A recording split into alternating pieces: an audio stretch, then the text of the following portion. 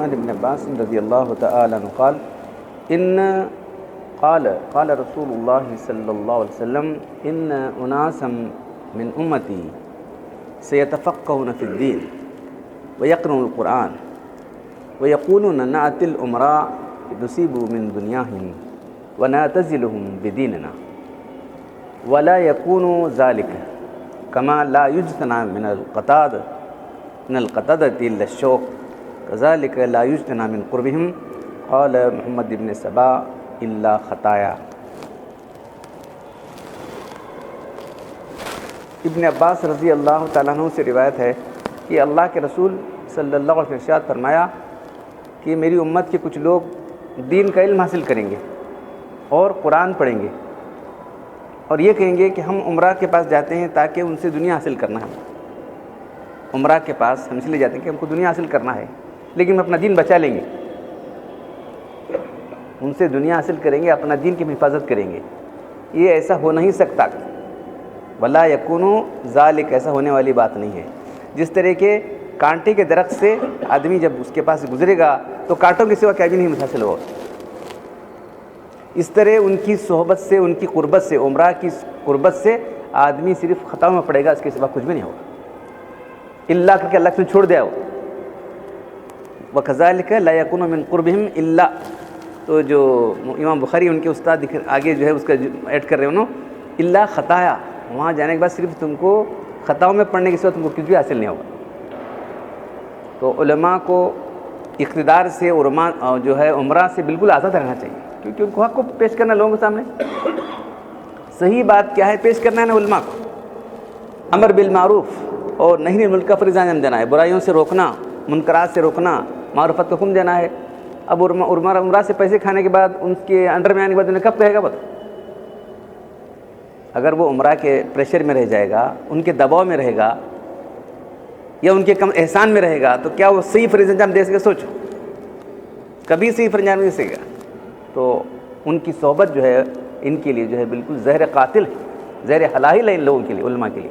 کبھی ان کو جو ہے، اب آپ دیکھتے ہیں کہ جو ہے ہندوستان جب آزاد ہوا، مولانا آزاد جو تھے وہ وزیر تعلیم تھے، فوراً جا کے بولے، دیوبند والوں کو بولے میں حکومت سے گرانٹ دلا دیتا ہوں، سینکشن کر دیتا ہوں۔ ندوہ والوں کو بولے، تم بولے کہ ہم کو گرانٹ دیجیے، ہم آزاد رہنا چاہتے ہیں، ہم لوگ اب تک بھی آزاد ہیں، چندوں پر چلا ہوا ہے کام۔ اگر حکومت کی پریشر رہتی تو سب حکومت کی، اب قانون، اب پیسے دینے کے بعد گورنمنٹ اپنا قانون بھیجے گی نا، اس کا کنٹرول چلے گا، تو دین کا کام صحیح طور پر انجام نہیں دے سکتا آدمی۔ اب یہاں ذرا کمپیئر کر کے دیکھو، عرب کے اندر لکھا ہوا خطبہ آتا ہے، وہ پڑھنا ہوا امام، معلوم ہے نہیں؟ مکہ اور مدینے کے جو امام ہیں، امام حرمین، اور ایک امام تھے عبد الرحمن، یہ سدیس ایک ہے، عبد الرحمن حذیفی ایک تھے، تو جو ہے وہ مدینے میں تھے۔ وہاں جا کے دیکھا انہوں نے کہ جو ہے یہ ایران کا وفد آیا، آ کے جو ہے حضور صلی اللہ علیہ وسلم پر صلاۃ سلام پڑھا، اور ابو صدیق عمر بازو ہے نا، ان پر لانا شروع کر دیا۔ کو آ گیا غصہ، رے ابوبکر صدیق عمر رضی اللہ تعالیٰ عنہ کو جو ہے برا بلا کہنا، ان کو صحابہ تسلیم نہیں کرنا، خلفاء تسلیم نہیں کرنا، یہ تو کفر کی بات ہے۔ تو خطبے کے اندر برا پھینک دیا خطبہ، صحابہ کرام پر جو ہے وہ فضائل دیے، اور ان لوگوں کو جو خوب یہ کیا لتاڑا، انہوں نے سسپینڈ کر دیا ان کو، معلوم ہے کئی سال سسپینڈ تھے وہ، پھر کب لیے پتہ نہیں۔ بہرحال تو جو آدمی حق کو ہوتا ہے وہ کبھی بھی عمرہ کے دولت مند لوگوں کی جو ہے انڈر میں نہیں رہ سکتا، کیونکہ اس کو حق کا اظہار کرنا ہے، حق بات پیش کرنا ہے۔ اگر علماء حق نے پیش کرے تو کون پیش کرے گا؟ وہاں سے پورا دین ہی گڑبڑ ہو جائے گا، معلوم ہے۔ مولانا رابع صاحب کا بھی مضمون آیا ہے تعمیر حیات کے اندر، جو ہے علماء کی ذمہ داری ہے قوم کو سدھارنے اور سنبھالنے کی، اگر وہ صحیح طور پر فریضہ انجام دیتے ہیں تو کیا کرنا ہے؟ ان کو حق پیش کرنا ہے۔ اگر حق نہ پیش کریں تو پوری دنیا جو ڈوب جائے گی، قوم ڈوب جائے گی۔ اب آپ کو تاریخ کا میں مثال دیتا ہوں، ہندوستان کا جو مغلیہ سلطنت تھی، اکبر، اس کے دربار کے علماء تھے، معلوم ہے، ابو الفضل فیضی، اور سارے لوگوں جمع کیا تھا انہیں، برہمنوں کے تھے، راجپوتوں کے تھے، ان کے تھے، عیسائی کے، سب لوگ تھے اس کے اندر۔ وہ راجہ ٹوٹل ملک تھا، بیربل تھا، فلان تھا، اینا تھا، سب لوگ تھے۔ تو یہ جو ہمارے علماء تھے وہ دیکھ رہا تھا کہ یہ علماء جو ہے میرے سے قریب ہونا چاہ رہے ہیں، وہ لوگ نہیں چاہتے تھے، وہ بس اپنی جگہ رہتے تھے، بیربل تھا، فلان تھا، اپنے اپنی جگہ رہتے تھے۔ یہ علماء کون سا عالم بادشاہ سے قریب ہو جائے، یہ فکر کرتے تھے۔ انہیں آپ کو کس شکایت کرنے والا، انہیں شکایت کرنے والا، یہ کیا ہے سوچنا شروع کیا. حالانکہ جاہل تھا لیکن جہاں بانی کا تو اسے فن تھا نہیں, بادشاہ تھا, تھوڑا سا عقل تھی اسے, بالکل ہی بے عقل تو نہیں تھا جاہل رہنے کے باوجود بھی. یہ کیا بات ہو رہی ہے, انہیں آتا ہے وہ عالم کی شکایت کرتا ہے, انہیں آتا ہے وہ عالم کی شکایت کرتا ہے, اس لیے کہ بادشاہ سے قریب ہونے کے لیے سب محنتیں. چاہیے انہوں نے یہ کرتے نا, برہمن آ کو نہیں کرتے وہ جو ہے راجپوتا کے نہیں کرتا, عیسائی لوگ بھی تھے انہوں بھی نہیں کرتے, یہ کرنے والے صرف یہ لوگ ہیں. تو سمجھا کہ خرابی کس کی ہے, انہیں سمجھا کہ اسلام کی خرابی سمجھ لیا, غلط نتیجہ نکالا انہوں نے.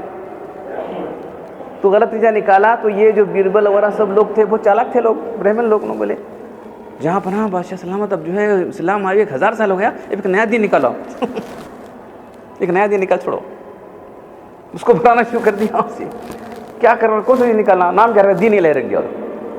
نام تو دین الہی رکھا اس نے, لیکن سب ان لوگوں کو لوگ بناتے اس لوگوں کو لے کے. تو اسلام کی کوئی بات نہیں نا اس کے اندر, دوسرے سارے مذاہب کی بات ہے.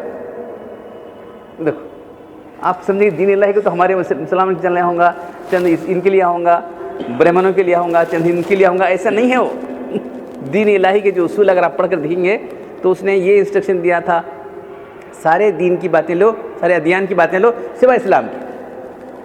اب ہمارے اسلام کے اندر کیا قبلے کی طرف پیر نہیں کرنا ہمارے طرف, تو سوتے ہو قبلہ کی طرف پیر کے سونا, یہ اصول بنا ہے. دیکھو سور ہمارے پاس جو ہے رحمان, سور کو دیکھنا مبارک ہے,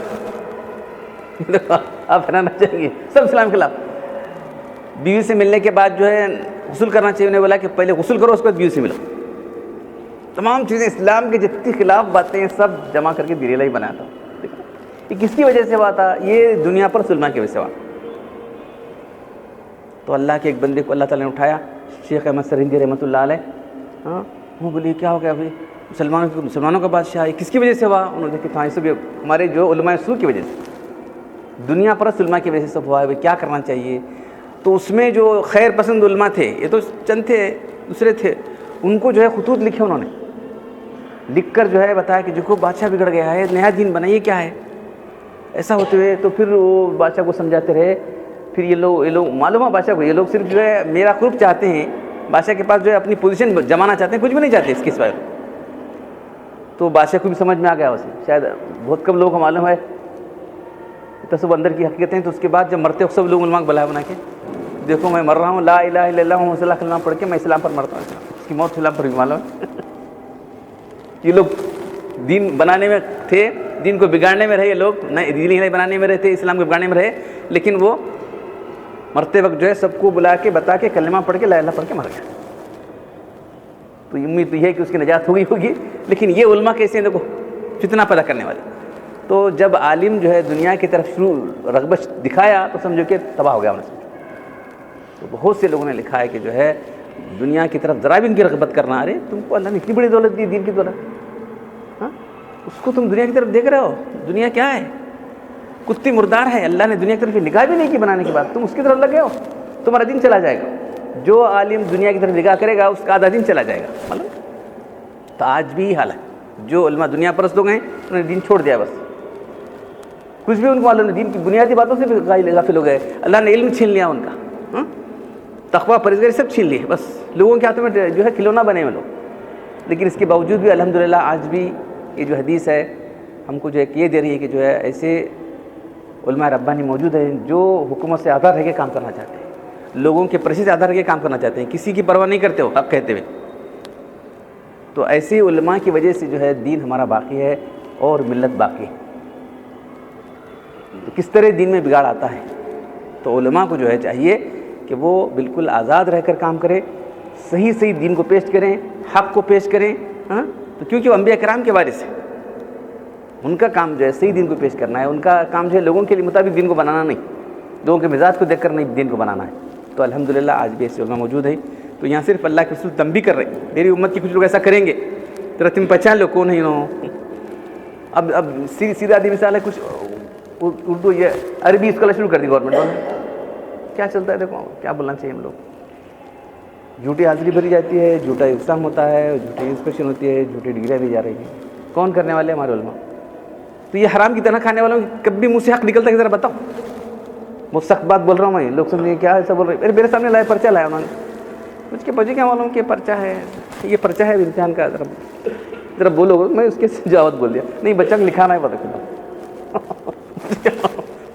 مجھے تو پتہ نہیں تھا کیا ہے سر, یہ پرچہ ہے اب یہ آیا ہے پرچے, تو بچوں کو لکھا دیتے ہیں, کاپی کرا دیتے. عربک کالج, عربک جج, Arabic college, principal Arabic college. College کیا ہوتا ہے معلوم نہیں. بچہ آرٹس پڑھنے والا کالج میں دیکھو انگریزی کیسا پڑھتا ہے, سب دنیا کی چیزیں پڑھ لیتا ہے. یہ قرآن پڑھ سکتے ہیں بتاؤ, حدیث پڑھ سکتے ہیں یہ لوگ. کیا کالج ہے, کیا پرنسپل ہے, کیا ہے, تنخواہیں گورنمنٹ سے آ رہی ہیں, بس سب جھوٹی چیزیں چلی. دیکھ رہے ہیں آپ. تو بہرحال جو ہے جب بھی پریشر میں آ جائیں گے لوگ, حکومت کے پریشر میں آ جائیں گے, عمرہ کے پریشر میں آئیں گے, تو دین کی صحیح باتیں چھوڑ دیں گے یہ لوگ بس. اس لیے اللہ کی بول رہا ہے کہ ان کی صحبت سے سوائے جیسے کانٹے دار جھاڑی کے پاس آدمی یا تو کانٹوں کے سوا کچھ بھی نہیں ملے گا, تو عمرہ کی صحبت سے, عمرہ کے پریشر میں آنے کے بعد آدمی جو ہے دین کو چھوڑ دے گا, دنیا کے مبتلا ہو جائے گا, خود بھی تباہ ہوگا اور ان کے پیچھے چلنے والے لوگ بھی تباہ ہوں گے. جو ان کو عالم سمجھ رہے ہیں وہ بھی تباہ ہو جائیں گے. تو علماء دو قسم کے, ایک علماء ربانی ہیں, ایک علماء سو یا علماء دنیا ہے. یہ ہم کو ہمیشہ فرق کرتے رہنا ہے. تو اللہ تعالیٰ ہم سب کو علماء ربانی کی صحبت بننے کی توفیق عطا فرمائے. الحمدللہ رب العالمین والصلاۃ والسلام علی رسول الکریم. ربنا آتنا فی الدنیا حسنۃ وفی الآخرۃ حسنۃ وقنا عذاب النار. ربنا ظلمنا انفسنا وإن لم تغفر لنا وترحمنا لنكونن من الخاسرین. ان اللہ وملائکتہ یصلون علی النبی یا ایھا الذین آمنوا صلوا علیہ وسلموا تسلیما. سبحان ربک رب العزة عما یصفون وسلام علی المرسلین والحمد للہ.